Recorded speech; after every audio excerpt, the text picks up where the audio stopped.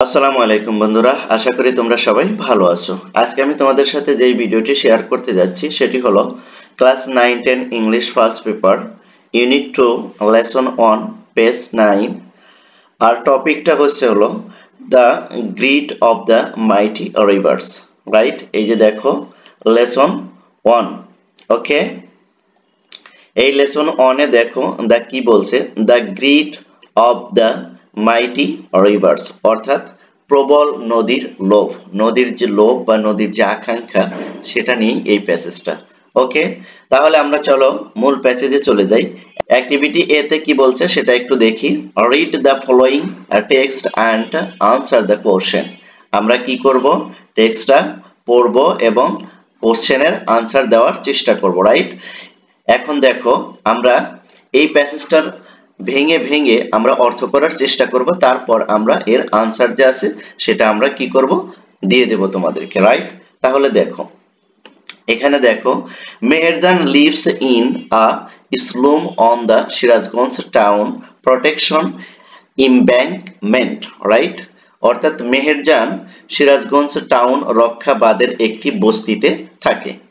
ওকে, তারপর দেখো, the whispering wind from the river Yamuna makes the fire unsteady. Right, অর্থাৎ যমুনা নদীর ফিসফিসানি বাতাস আগুনকে অস্থির করে তোলে।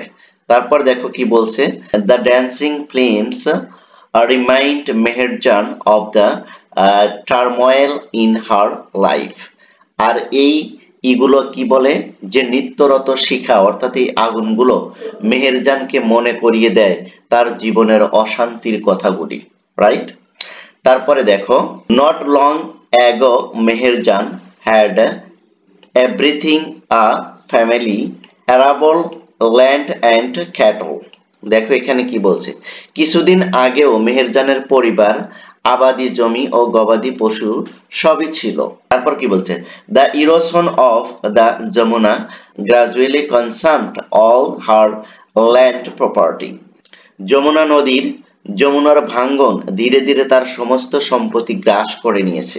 ইট finally claimed her only shelter during the last monsoon. অবশেষে গত বর্ষায় এটি তার একমাত্র আশ্রয় দাবি করেছিল। রাইট, এখন যেখানে আছে সেটাকে তার সর্বশেষ আশ্রয় হিসেবে কি করেছিল, দাবি করেছিল।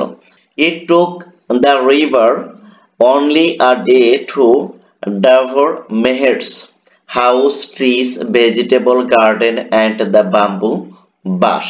Right, মেহেরের ঘর বাড়ি, গাছপালা, সব সবজির বাগান আর বাঁশের ঝোপ গ্রাস করতে নদীর সময় লেগেছিল কতদিন, মাত্র একদিন। এই যে it took the river only a day, অর্থাৎ একদিনেই নদী এগুলো কি করেছিল, ডেভার মেহেরস গ্রাস করে ফেলেছিল। অর্থাৎ তার কি ছিল, বাগান ছিল, বাড়ি ছিল, গাছ ছিল এবং কি সবজির বাগান ছিল, বাঁশের ঝোপ ছিল, সবকিছুই ছিল। এগুলো মাত্র একদিনেই কি করে ফেলেছে, নদী গ্রাস করে ফেলেছে। আর এগুলো গ্রাস করতে নদীর মাত্র একদিন সময় লেগেছে।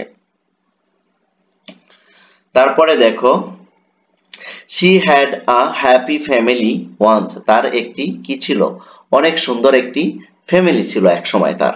রাইট, ওভার দ্য ইয়ার্স, বছরের পর বছর, she lost her husband and her family, সে কি করেছে, হারিয়েছে হাজবেন্ড এবং তার ফ্যামিলিকে, two disease that cruel hunger and property ব্রট to the family.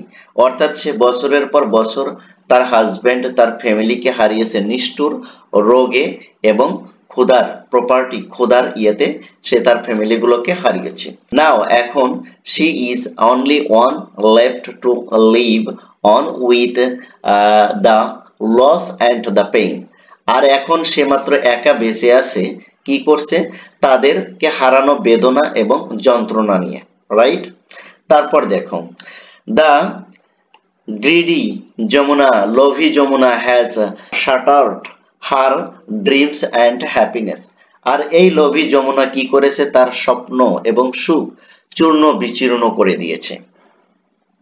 তারপরে দেখো, there are thousand others waiting to share the same fact same fate like Meherjan, কি মেহেরজানের মতন একই পরিণতি ভোগ করার অপেক্ষায় আছে আরো হাজার হাজার কি মানুষ। Bangladesh is a land of rivers, Bangladesh একটি নদীমাতৃক দেশ। Some of whose bank overflow or erode during monsoon, কি করে সাম অফ হুজ ব্যাংক কিছু নদী কি করে ওভারফ্লো অর্থাৎ পানি যখন বেড়ে যায় যখন বর্ষা হয়, অর ইরোড ডিউরিং মনসুন আর যখন ক্ষয়রোধ করে অর্থাৎ নদীর যখন কিছু কিছু নদীর পানি যখন বেড়ে যায় তখন এটা কি ভাঙ্গন শুরু করে অর্থাৎ নদীর মাটি ক্ষয়রোধ শুরু করে দেয়। যেমন এখানে কি বলছে দেখো, erosion is harsh reality for the people living along the river bank, right. দেখো নদী তীরবর্তী মানুষের জন্য ভাঙ্গন একটি কি রূঢ় বাস্তবতা, এটা কি নদীর কিনারে যারা বসবাস করে তাদের জন্য একটি কঠিন বাস্তবতা এটা। তারপরে দেখো, during is monsoon many more villages are threatened by the mighty rivers like the Jamuna, the Padma and the Meghna।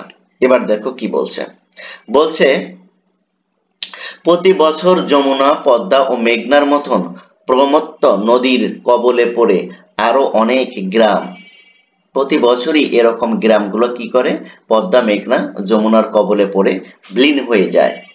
It is estimated অনুমান করা হয় that river erosion makes at least 10 lakh people homeless every year in Bangladesh।